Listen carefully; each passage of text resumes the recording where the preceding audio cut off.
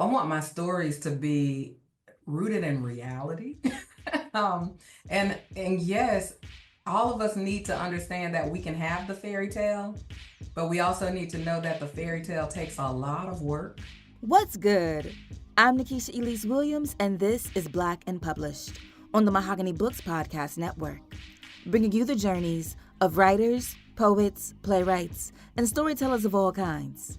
Today's guest is Cher Terais, author of the wanderlust romance novel Tempest in Tulum, a story inspired by a recent blockbuster movie. The young lady who played the main character in the movie The Woman King, the daughter, she's an actual martial artist. And I found her social media and I was like, she is a badass. And I was like, this is the first time I've ever seen a Black woman martial artist at my big old grown age. And I said, why not? Why not write this story? In crafting her novels, Cher says while her settings may be exotic and lush for love, what the characters go through will always be grounded in reality. Why she says she was never a fan of Prince Charming. Plus, why it took her 20 years to return to the page after she first tried to pen a novel. And in choosing to be an indie author, the steps she's taken to make sure her work is as polished as possible. That and more is next, when Black and Published continues.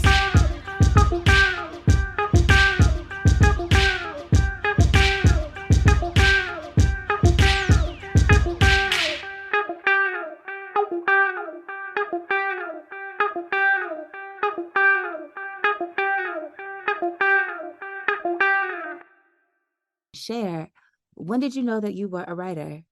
Listen, I think I might have been the tender age of 7. 7 in elementary school, wrote my first poem. That was the first work that I had published. Published at 7, where was it published? It was in a local journal, maybe in Orlando, Florida. There was a contest that we had with writing a poem, and honestly, it was a poem about the Space Shuttle Challenger explosion way back in the 80s. And Yeah. I Wait, won that contest and got that poem published, and I had a second grade teacher that told me I was going to be a journalist. I didn't become a journalist, but of course I became a novelist later in life. okay, so you talk about becoming a novelist later in life, but always being encouraged to write. What did that journey look like from that first publication at 7 to where you are now? You know what? 7, first poem published. How it went, I have no idea. I don't remember. But after that, at the age of 18, 19, 20, I started writing poetry. I had been writing poetry, but started taking it seriously after high school. And then I had a couple of more poems published in some anthologies around the age of 19, 20. Decided that I was going to write a novel at the age of 22, had no idea what I was doing. Quickly wrote those first 6 chapters, reread it, and was like, yeah, this probably is not going to be my journey. And I didn't know what I didn't know. I didn't realize that the first draft was supposed to be rough. It was supposed to not look great. And I didn't go back to it. I still have those 6 chapters, by the way. I need to go back and see if I could dust it off and start over. But the fact is, at the age of, I don't even remember how old I was. It was 2018. How old was I? 41. I started writing my first novel. This one actually did make it across the finish line, get published. My first novel, Bali Blue, published in 2021, the first time republished in 2022, and it's been a book every year since. So then at 22, you tried to write a novel. I was like, you know what? I'm not Yeah, good at this. No, thank you. And yeah, then you came back almost 20 years later and tried again with more success. yeah. What were you doing in that interim, and was writing still on your mind, even though you realized how difficult it was? Always on my mind. I think just like everybody else, there feels like this story is always inside of us, and I always tell, especially new writers, new people who are just thinking about writing a book, write the book. We all have a story inside of us. It's always going to be rough. I speak from experience when I say none of us exactly know how to do it the first time unless you're formally trained. And a great majority of us are not formally trained, right? But you can learn, and there is a story. And guess what? Not only is there a story, there's an audience for the story. So keep working at it. Keep trying. The first draft's supposed to be rough. That's how I had to learn. And then I realized, oh, I need help. It wasn't until after the first novel that I realized, go get some help, go get some training, find some accountability partners, do your thing, and keep doing it and get better and better. What did that help look like when you said, okay, I need help, go get some training? What did you do specifically? Listen, it started out with finding authors like Christina C. Jones, Love Belvin on social media. I didn't realize these kind of communities existed. And let me say, even before I became an author, I was an avid reader. So much so that I started a bookstore back in like 2005. I had my own bookstore because I was giving Barnes and Noble so much of my money and could not find the authors and titles that I wanted to read. Of course, I wanted to read more of the Eric Jerome Dickeys, authors that looked like me, authors that still are underrepresented. So I started my own bookstore and it was very successful until the Kindle.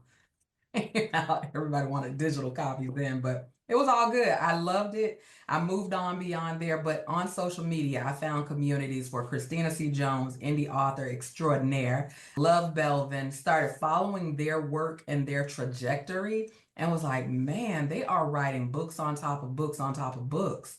Let me see what they're doing. So I started there, and then I found other independent authors, and now I'm a part of a group called the Black Romance Accountability Group, Brag Chat, that's what we call it. And I have accountability partners who are other authors. We read each other's work, we critique each other's work, and sometimes it's tough to hear that kind of critique. From a beta reader, you get some soft critique. From another author, oh yeah, it's some tough work out there. But that's my school. That's how I learn. Okay. And so you've lived a lot of life. Yeah. Like you've owned the bookstore. I know you do like your travel stuff. Oh You've yes. had lots of different jobs, but you keep coming back to the page. What is that compulsion for you? Or what are those stories? How do they like what drives you to do something that is a craft, is an art, is a vocation, takes a lot of time Mhm. when you could be doing something else? And do other things. I've always been kind of a dabbler. I dare not say a jack of all trades because I probably am not very good at very many of them. But in writing, it's a way that I could put my emotions out on the page, tell the story, but it doesn't have to be my own, but I can still get the point across, right? Mm-hmm. And that's the thing that I wanted to focus on early on. I'm not always telling my story. There are characters, there are situations, scenes, scenarios that are constantly running through my head. I'm always asking, what if? And usually, if that what if is loud enough, it turns into a story. So, right now, I probably have about 10 stories in draft, in thought form right now. And they're all, again, based on what ifs. And I feel like writing these stories is the only way that I can answer those questions, right? And it's not, again, an answer just for me, but I know if I have that what if question, other people do too. And that's kind of how I think about the craft of writing and the audience. You always have an audience because there's no original thoughts anymore. Let's just be clear, right? But a spin on a thought and your take on that thought, it can get really interesting. And so that's what encourages me. Traveling the world is usually what sparks the what ifs, though. So let's talk about that because, as you mentioned, your first novel that you completed and then published was Bali Blue. We're here today to talk about Tempest in Tulum. Your whole, I guess, niche is wanderlust romance inspired by your travels. What is it about these exotic locales that people dream of going to on vacation that inspires you to set romance and stories of love there? I couldn't find the books that I wanted to read. It goes back to that. I enjoy traveling the world. I started out in the Army. That's when I first had my first international trip around the world. I went to Germany, saw castles. I never grew up wanting that fairy tale life. Let me just be real clear. I write romance, but I never saw myself like being the princess that's being chased by Prince Charming. I wanted to tell the story of a different kind of princess. And so going to Germany when I was, like I said, 20, 21 years old, that's when I was like, I can actually tell a story, a romance story, and it would be perfect in this castle, or at least at this castle. I can also tell a story about a wonderful woman that's not looking to be saved, right? And so I started getting the settings again through my travels, the world building, if you will. But then I also wanted to tell the story about those imperfect women, perfectly imperfect women who aren't necessarily looking for love, but when it slaps you in the face, it's undeniable. And so that's really what set the tone. That first castle that I saw in Germany, seeing open fields, and that was my springboard, if you will, to want to see more of the world. And then as I got more mature and got older and started talking to other people who absolutely wanted to travel the world too, by whatever reason, no resources to do so, not the time to do it, I was like, you know what, this is a perfect genre to actually start focusing romance in and take people on these journeys that sometimes they cannot go or just need confirmation that they need to go. And so I got really excited about starting to write in the Wanderlust series, if you will. All right. So then let's talk about not only the writing of the Wanderlust series, but like your publication journey. You are an indie author Yeah. and you started with Bali Blue and you said that you published it and then republished it. Mhm. Why the two publication dates? Again, because I was learning, I finished the book the first time. I had it professionally edited. I actually designed the book cover myself, and it was getting great traction. And then again, I found an accountability group and I started learning really the craft of conflict and conflict resolution and how to keep the story moving forward. And after again about a year of working with these wonderful independent authors, I went back and really read Bolly Blue myself. And that's one thing I didn't know at first going in either. I read it from an editing standpoint, but I didn't take a step back and read that book as a reader would read it. And so after learning a bit more about, the craft of writing and then understanding more about who my audience was, that was the spark to go back reread it. And I was like, you know what? There's some opportunities for improvement. That's the beautiful thing about being an indie author. You get to redo some things and republish your work. And that's exactly what I did. I took that opportunity to learn and redo and then seek validation through a bigger reading of viewership, if you will. Why did you want to go the indie route in your publication journey? I did not want to give the lion's share of any profit or any of the value or benefit that comes with writing a book. I didn't want to share that with somebody else, to be honest. I didn't want my creative thoughts kind of messed with, if you will. I knew what story that I wanted to tell, and I knew how I wanted it to go from beginning to end. And I also I knew that the main character, I'll talk about Bolly Blue again because it was my first book, but I knew that main character was every aspect of my mother. I didn't want anybody messing with that. I didn't trust enough to let that go into somebody else's hands, if you will. Okay. And so then in retaining that, not only editorial control, Mhm. but control of the entire shop was from imprints and copyright and of course the profits and the money. Mhm. How has your self-publishing experience been? You mentioned that you're like releasing a book a year, so it's Yeah. always working and grinding. It's always working, it's always grinding. The marketing process is probably the biggest grind of all. So after the first book, I did it all myself. Second book, I got even better as a writer, did it all myself. That third book, I realized I need a team. So I can write the book, I can actually even edit to a certain degree, but you absolutely have to outsource certain things. And I think editing is a big part of outsourcing.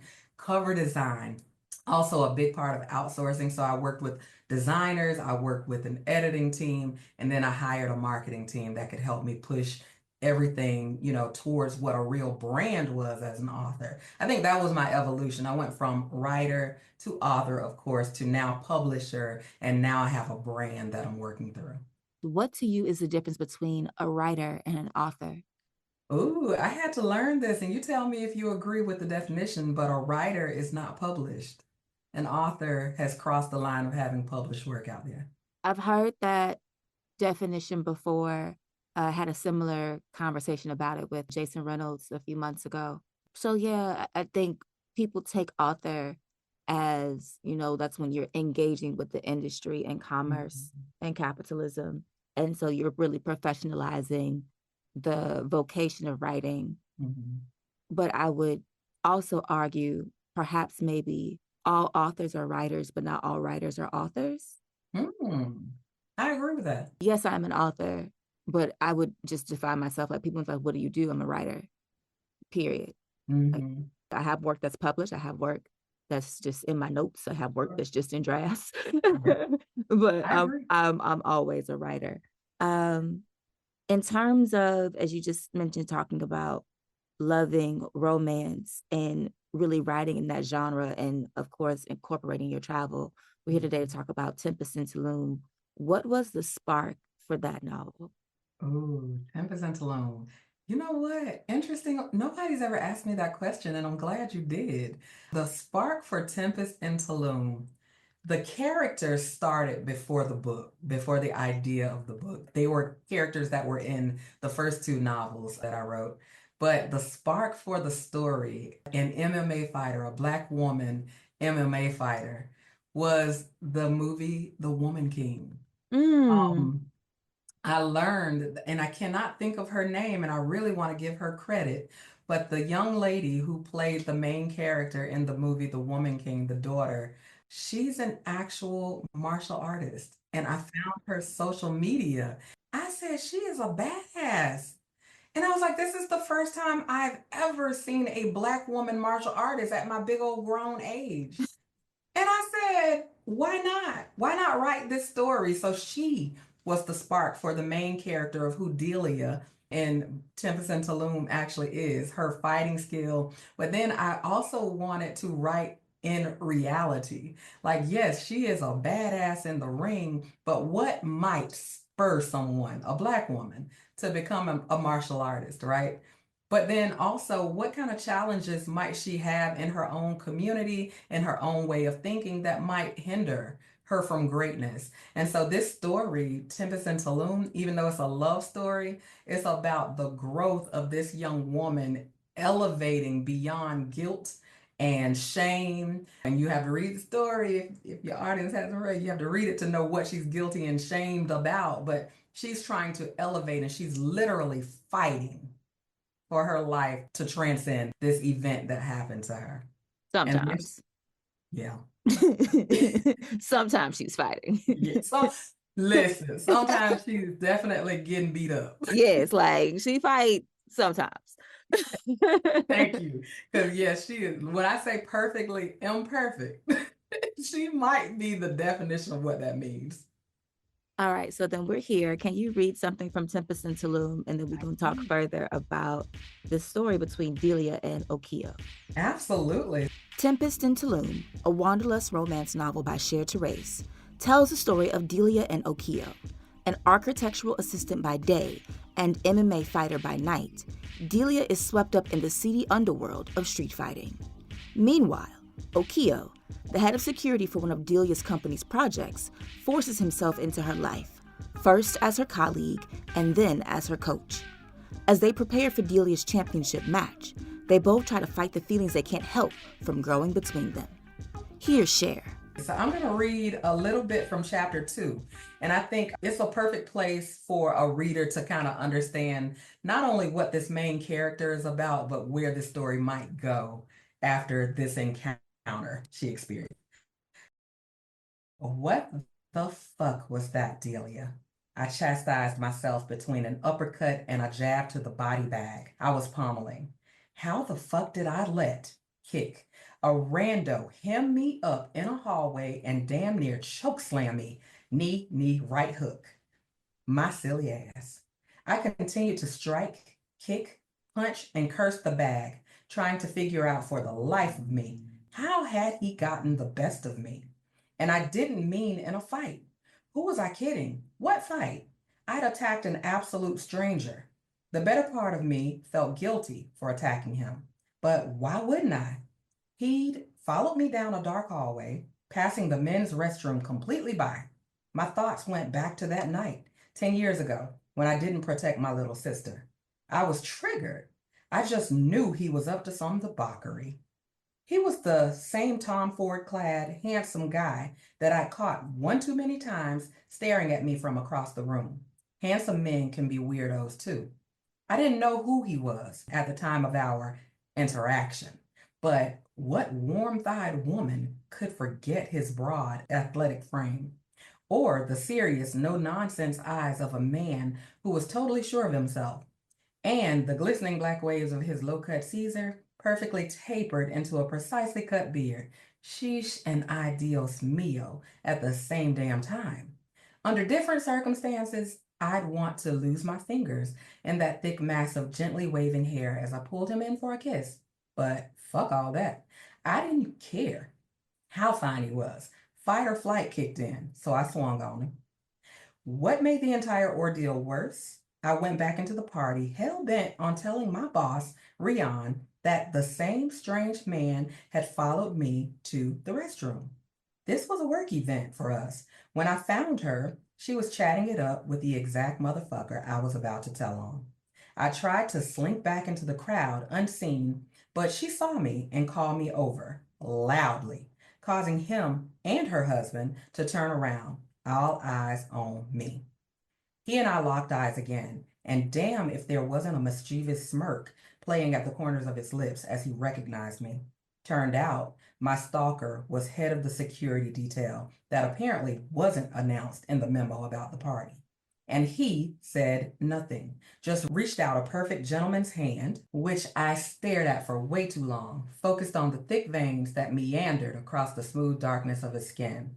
When I finally gave him mine to shake back, he grasped it gently, quietly stating in a deep, rich British accent, "Pleased to meet you, Miss Augean McGee. Your boss has spoken ever so highly of you." He didn't say a word about our silent fight, correction, my silent attack on him. The whole ordeal had me in the gym at the ass crack of dawn, punching this body bag as if I were exorcising demons. I tried to tell myself that I needed to punch this bag until I had a clear understanding of how this man had thrown not a single punch, yet was able to pin me against a wall by my neck. He might as well have chokeslammed me because I was rendered totally incapacitated.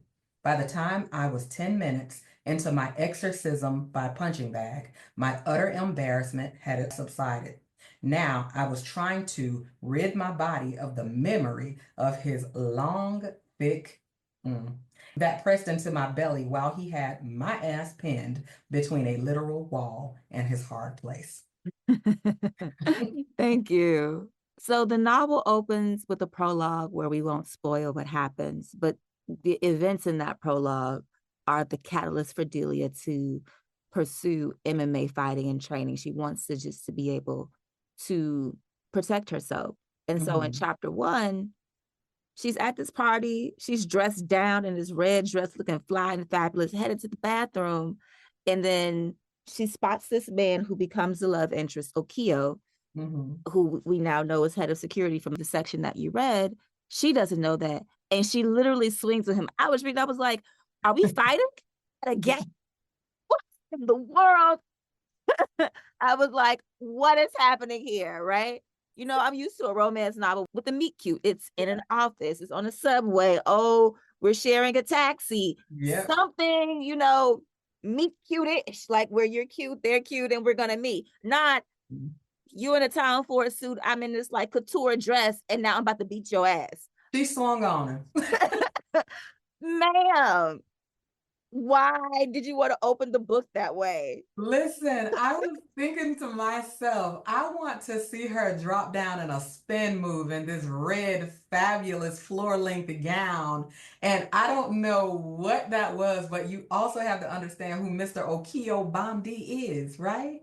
Ex MI6, savvy, sexy, Tom Ford clad, wearing, very stoic bodyguard type, right? So in my head, I knew Okio before I knew this story. I knew Delia before I knew this story. I had to think about who is going to get this man's interest. What kind of woman would it take to get him to step outside of his character as an ex MI6 agent? And what better way than to get swung on? But not only is he an ex MI6 agent, he's African. His backstory is that he's one of the child soldiers and that he Mhm. escaped with his family and he's experienced some tragedy in his life as Exactly. well. And so you have these two characters, main characters, who are not looking for love. They Mhm. are coping with their demons as best they know how. Delia is choosing to fight hers out, or more accurately, let others beat her to absolve her of her guilt as if she's doing this physical penance. Yes. And Okio is very reserved and not open. He likes to let off some steam in certain ways, but he's not letting anybody really get in. And yet they penetrate each other. And it becomes a matching of wits and intelligence, but also of strength, Of string. where they are allowed to actually be weak with one another because the other person knows how strong they really are. Hmm. Was that something that you were writing toward or wanting to do intentionally, as you talked about earlier? Like, you didn't want to write stories about the maiden and the prince charming, or the princess and being swept up in the castle. Hmm. Yeah, like I said, perfectly imperfect. I consider myself perfectly imperfect, right? I don't do everything right. I don't say all the right words all the time, but I am equally as deserving of love as the soft life girl, or, the pillow princess or the passenger princess, right? And so Delia, even though she almost is leading this double life, right? During the day, first of all, her family is rich. Let's be clear. She's not from struggle. She is a very affluent, very smart, if you will, young lady who just happens to have gone through a very traumatic thing in life. And so I wanted to write Delia's story as never read a book by its cover. Mm-hmm. She is layered and she is full of depth, but from the surface, you would not know that. And Okio just happened, I think you used the best word possible. He penetrated her layers and was able to see through what she allowed nobody else to see through. And then you also hit the nail on the head. She is an excellent fighter, but she's so riddled with guilt and shame, she won't even try in the ring. She'll practice hard, but wouldn't even try, get beat up. That's her way of atonement. And so this multi-layered, multiple flawed young lady, I wanted to tell a love story about someone deserving love even when they don't believe they do. And that's evident. Like, she doesn't believe that she deserves love. She doesn't believe that she deserves good things. She's like holding herself back in her career, and everyone Mhm. around her in her professional space sees her potential for what she could be if Mhm. she stopped holding herself back. and Exactly. and yet she feels as if the people who should notice her the most, her family, her sister and her mother specifically, have shut her out and shut Mhm. her down. And that's part of why she has closed herself off, because she feels ostracized. What was the inspiration for taking all these different layers of insecurity that I think as Black women we can feel at different times in our lives, and making that the catalyst for someone to really want to get to know her, to build her back up? I think, first of all, I feel a way about the trope, the notion of the strong Black woman, right? I feel like that was a big part of what I was trying to kill off in this book with Delia. You know, you said it, the people who she wanted to notice her the most kind of wrote her off in a way. So externally, she had to put up a front. She had to at least act like she had her life together when actually emotionally she's falling apart, right? She tried therapy. The therapy kind of didn't work for her when it mattered the most, which allowed her to create her own belief systems about her own self-worth, right? And again, everybody around her sees it. She thinks she's doing a good job of covering up, but people are also still treating her like the strong Black woman, like, oh, well, nobody's checking on her, right? And so this guy, Okio, who also has his demons, has his own nightmares that he's still dealing with, I think like recognized like, right? Mm. And it just so happened that he's this dark chocolate sexy thing that's Ew. undeniably handsome and has a British accent. So that might have played a little bit into him being able to penetrate, right? But she penetrated him as well, She because did.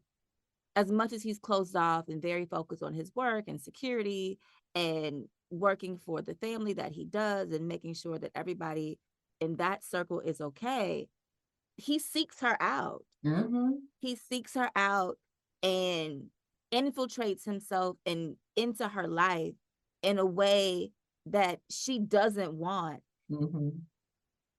And it's not something that you see often, I think, in romance novels or even in life, where the man is so smitten and besotted Yeah.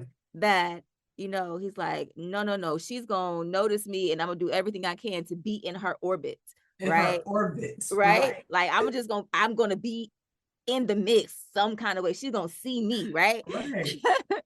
And so in writing that determination into Okio, what was it that you were trying to, I'm going to go out on a limb and say, give men permission to do in the pursuit of the Mm-hmm. women that they are infatuated with?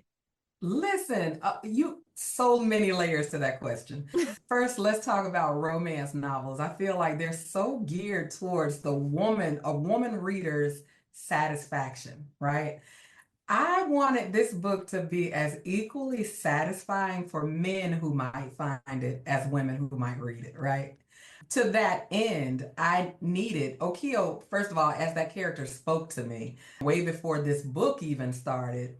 He was going to be strong, a strong male archetype. I wanted to say alpha male, but he turned out to be a sigma male. Like he blazes his own trails. He does not need affirmation from anyone. He is capable, he knows he's capable, and he's the lone wolf type, right? And I started studying sigma males. And so if you think about the James Bond series, if you think about Fight Club and Brad Pitt's role, epitome of a sigma male, right? And I needed that to kind of play out on the page for Okio. But at the end of the day, everybody has a mother, everybody has a father, everybody has a soft spot, right?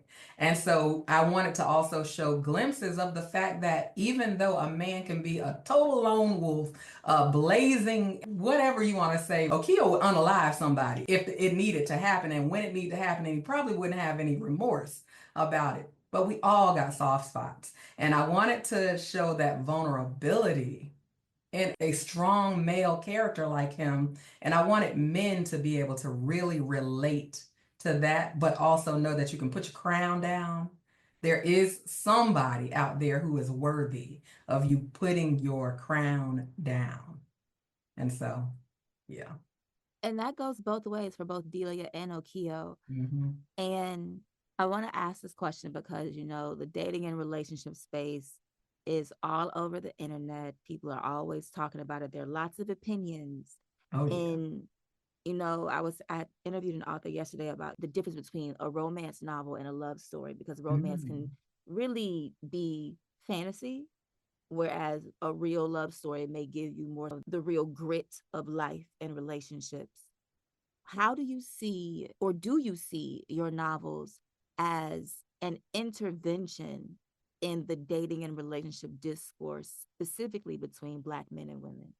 Oh my gosh. Yes, I actually had a conversation not too long ago with someone, and I want my stories to be rooted in reality.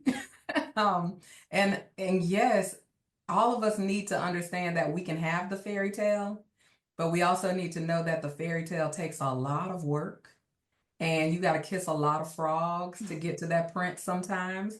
But even in kissing those frogs, there's value.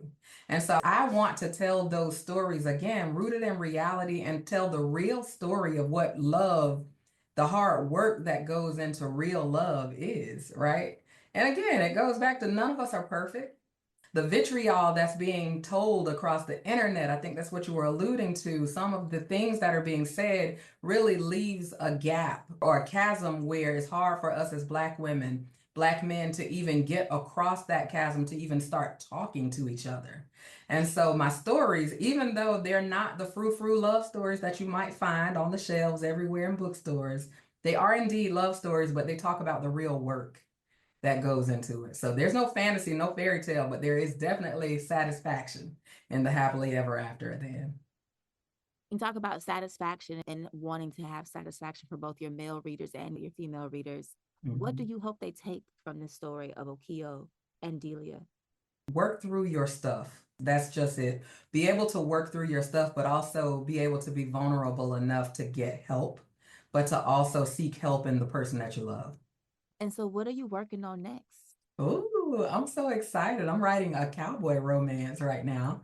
Yes. Ode to Black cowboy culture in South Georgia.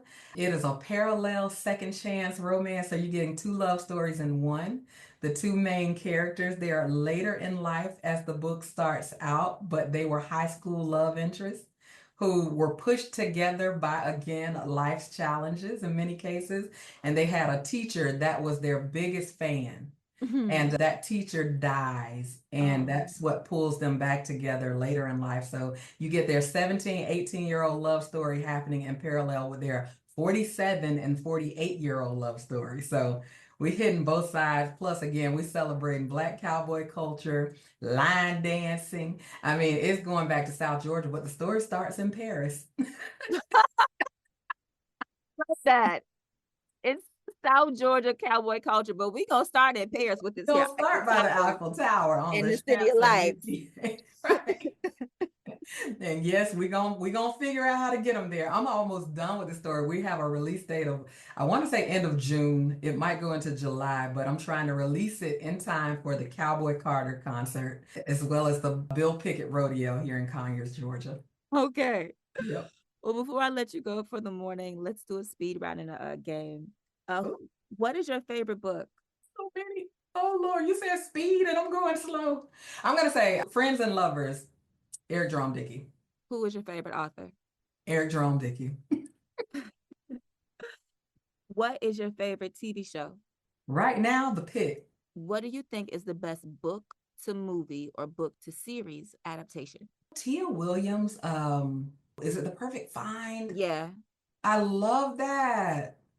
I loved it. But I cannot wait for the Skyland series by Miss Kennedy Ryan Mm-hmm. to actually be put on the big screen or the TV screen rather. Okay. If Tempest and Tulum were to get the screen treatment, who would you want to play Delia and Okio? Oh, you know what's so great? I've already thought about this. I don't know the young lady's name, but do you remember the show Dear White People? Mm-hmm. The main character on the show, not the movie. I Logan cannot. Browning. Thank you. Logan Browning for Delia. And then for Okio, the vision I've always had in my head for him was and again, I'm horrible with names, but the butler, Jeffrey on the New Bel-Air. I know who you're talking about. I don't know his name. I don't know either. Oh my gosh. Okay.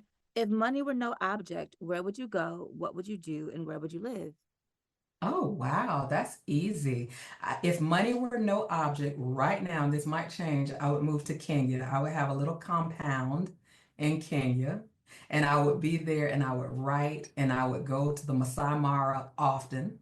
And I would probably use that as my springboard to be around the world, but I would live in Kenya. Name three things on your bucket list. To go to Italy, to get married one Mhm. day. Um, what's the third? To be able to not work and just enjoy, because I don't consider writing or traveling work. I would just want to do that. That's the top of my bucket list to be able to write and travel the world. So you want to get rid of that W-2 job.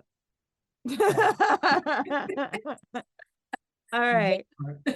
What brings you joy? Ooh, you know what? Self-care. Self-care at this stage of my life brings me joy. Being able to do nothing, to look up at the sky if I just want to go get a pedicure, those little things. It doesn't take a lot. Just somebody to notice me sometimes is enough. Mm. Yeah. And what brings you peace? I've hit the point in my life where I'm financially stable, financially secure, and I worked really hard at that. So that has brought me so much peace. Mhm. Yeah. And so our game is called Rewriting the Classics. Classic is however you define it. Okay. Name one book you wish you would have written. Their Eyes Were Watching God by Zora Neale Hurston. That's Name the most beautiful love story I feel like I've ever read. name one book where you want to change the ending, and how would you do it? Oh, I have to say for Miss Love Belvin, she has a series. I can't think of the name of the series, but I feel like the series was a little too long, so I would have just nixed the whole last book. Right. And then my messy question, name one book that you think is overrated or overtaught, and why? Sorry, Miss Tia. The June book, the 7 Days Seven in Days in June. June? Yeah, Really? I didn't. Yeah, okay, so let me explain.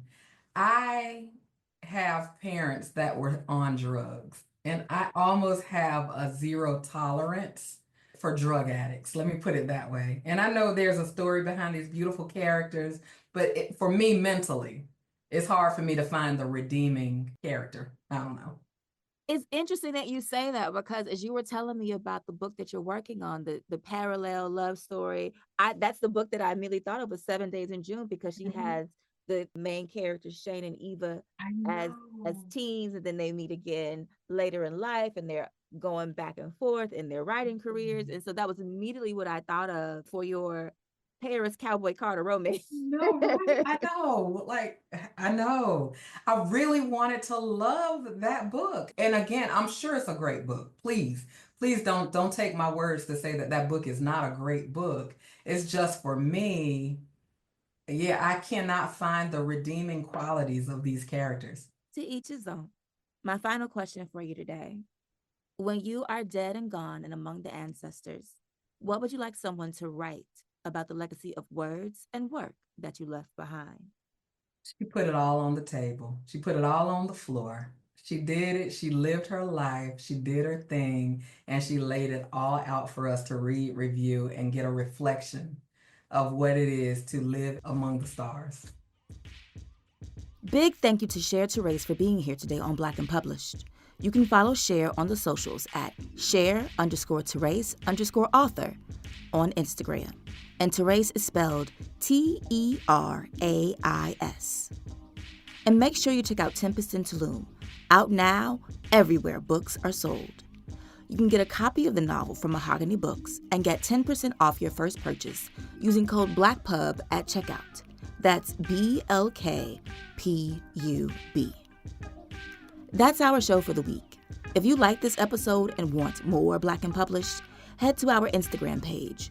It's at Black and Published, and that's BLK and Published. There, I've posted a bonus clip from my interview with Cher about how she's helping other writers achieve their publishing goals. Make sure you check it out and let me know what you think in the comments. I'll holler at y'all next week when our guest will be Ariel Vinson, author of the YA romance novel Under the Neon Lights. I find love and writing about love to be so powerful, but I was like, I don't want the gentrification and the community building to get buried. And so one of my editors is a romance girl, and she's like, listen, he's there, they're there, this is a great relationship, we gotta bump up the romance, where's the swoon?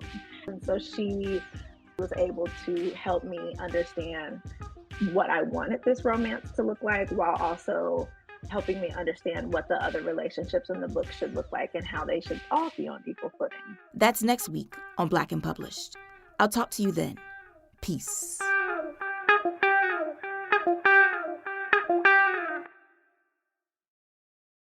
What's going on, family? This is Derek Young and Ramonda Young, owners of both Mahogany Books and the Mahogany Books Podcast Network. We really want to thank each and every one of you for listening to this episode. And if you enjoyed what you just heard, drop us a review and rate us on whatever platform you download podcasts on. We truly appreciate each and every one of you for supporting us and making us your go-to for Black books. And we look forward to connecting with you all sometime in the future. Thank you again, fam. And always remember, Black books matter.